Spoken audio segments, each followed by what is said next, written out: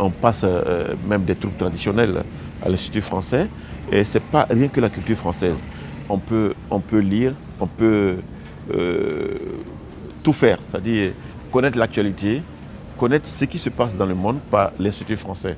Parce qu'ils ont la documentation, on peut se documenter, ils ont tout.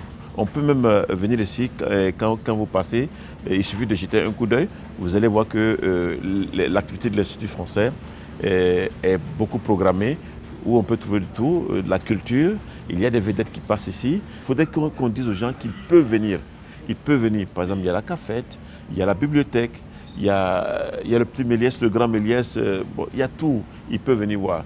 Il ne faudrait pas que, parce que les gens, ça je dis au début, les gens voient ça comme sorte de verre où ils ont peur de s'approcher, alors qu'il n'y a pas de problème, on peut s'approcher, on peut rentrer. L'accès est gratuit.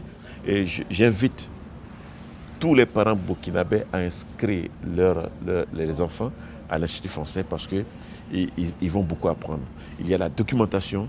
Si l'enfant qui a la possibilité, même sur Internet, il peut aller voir, hein, mais ici, il a la possibilité d'ouvrir le bouquin, de toucher le bouquin, d'ouvrir le bouquin et d'échanger avec les amis.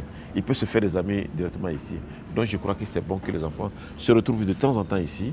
Et puis, ouais, les parents doivent le faire. Ils participent aussi à l'évolution de la culture burkinabé. Donc voilà pourquoi je tire mon chapeau aussi à l'Institut français dans mon pays, qui est le Burkina Faso.